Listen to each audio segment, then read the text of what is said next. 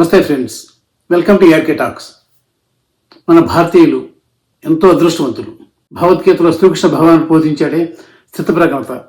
ఇంతటి కష్ట నష్టాలు, ఈ దుఃఖాలు ఎదురైనప్పుడు కూడా చలించకుండా అలా ఉన్న వ్యక్తి స్థితప్రజ్ఞుడు. అలా ఉండాలనే బోధించాడు శ్రీకృష్ణుడు. ప్రధానమంత్రి నరేంద్ర మోడీ రూపంలో ఆ మహనీయుడు మన కళ్ళ ముందే అలా సాక్షాత్కరిస్తూనే ఉన్నారు. రోజు చిన్నపాటి ఉద్యోగాల కోసం, కూలి పనుల కోసం ఎక్కడెక్కడి నుంచో వచ్చి ఎక్కడెక్కడ పనిచేస్తున్న చాలామంది, వేలు లక్షల మంది కరోనా సమయంలో ప్రయాణ సాధనాలు లేక, చేతిలో చెల్లిగా లేక వేలాది కిలోమీటర్లు నడుచుకుంటూ తమ స్వస్థలాలకు చేరుకుంటుంటే ఇవన్నీ చూసి ఎంత బండ రాళ్ళైనా కరిగాయి కానీ మోడీ మాత్రం చెల్లించలేదు. అది మోడీ అంటే.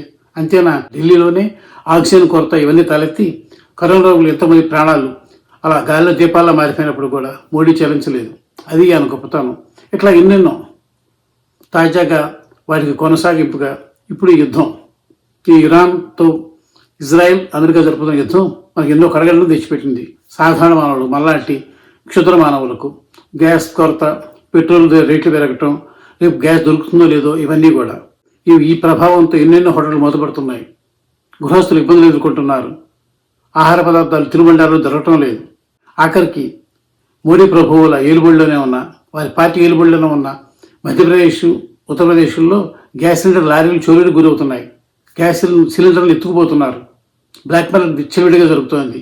అయినప్పటికీ కూడా మోడీ మహాశయుడు మాత్రం వీటన్నింటినీ చిన్న చిన్న వాటికి అంతరాగా సమస్యపోవాలి తప్పితే మనంతా ఎక్కువ ఆందోళన చెందకూడదు అన్న స్థితప్రజ్ఞతో, అన్న స్థిరమైన మనస్తత్వంతో తన పని తాను చేసుకుంటూ పోతున్నారు. ఇంతకు ఏమిటా పని అంటే ఎన్నికల ప్రచారం. వచ్చే నెలలోనూ ఆ పై నెలలోనూ జరగబోతున్న 5 కీలక రాష్ట్రాల ఎన్నికల్లో గెలుపు సాధించడం మోడీకి ప్రధానం. ఆయన అందరూ అంటుంటారు అందుకే ఎలక్షన్ జుగ్గుర్నాటని. ఆయనకు ఎలక్షన్లు, ఆ ఎన్నికల యుద్ధం అంటే మహాప్రీతి. వాటిలో గెలిచి తమ పార్టీని ఇంకా విస్తరింపజేయటం, కాంగ్రెస్ ముక్త భారతగా దేశాన్ని చేయటం అంటేనే అది ఆయనకు లక్ష్యం. ఆ లక్ష్యం కోసం ఆయన అహరహం శ్రమిస్తారు, ఎంతో చెమటోడుస్తారు. ఆ యుద్ధాన్ని ఎంతో ప్రతిష్టాత్మకంగా తీసుకుంటారు. అందువల్లనే ఇతర చిన్న చిన్న విషయాల నుండి పక్కన పెట్టి ఇప్పుడు ఆయన ఎన్నికల ప్రచారంలో తలమునకలుగా ఉన్నారు.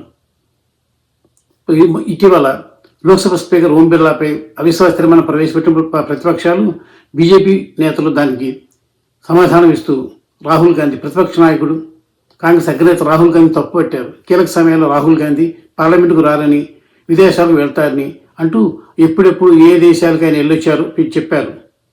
మరి అదే సూత్రం ప్రకారం చూస్తే మన మోడీ కూడా కీలక సమయాల్లో చాలా సందర్భాల్లో పార్లమెంట్లో తనకు సమాధానం ఇవ్వాల్సింది వచ్చినప్పుడు, లేదా కీలకమైన సమస్యలు ఎదుర్కోవాల్సి వచ్చినప్పుడు ఆయన కూడా ఇట్లాగే ఎన్నోసార్లు విదేశాలకు వెళ్ళారు పార్లమెంట్ జరుగుతుండగానే.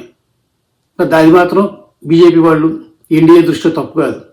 అలాగే ఇప్పుడు కూడా ఇంతటి సంక్షోభ సమయం, దేశం ఇంత సంక్షోభ సమయం ఎదుర్కొంటున్నప్పుడు కూడా ఏమాత్రం చెల్లించకుండా మోడీ చక్కగా తమిళనాడు, కేరళ అలా అట్లో ఎలక్షన్ ప్రచారం చేసుకుంటూ హాయిగా కిమ్మనాస్తిగా ఉన్నారు.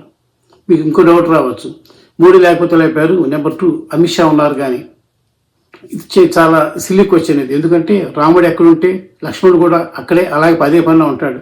అందుకని అమిత్ షా ఏం చేస్తున్నారు, ఎన్నికలు జరగబోయి అస్సాం, వెస్ట్ బెంగాల్ వీటిలో తిరుగుతున్నారు. అంటే రామలక్ష్మణుడు ఇద్దరు కూడా, ఒక ఆయన తూర్పు ప్రచారం జరుగుతుంది, ఒక ఆయన సౌత్ ఇండియాలో ప్రచారం చేస్తున్నారు. ఇట్లా కీలకమైన నేతలు ఇద్దరు కూడా హాయిగా ఎన్నికల ప్రచారం తలమునకలవుతూ ఎన్నికల వ్యూహాలు, ఎన్నికల తంత్రాలు ఇవన్నీ రచిస్తూ బిజీగా ఉన్నారు తప్పితే ప్రజల ఇబ్బందులు ఇవన్నీ కూడా అల్పమైనగా భావించారు.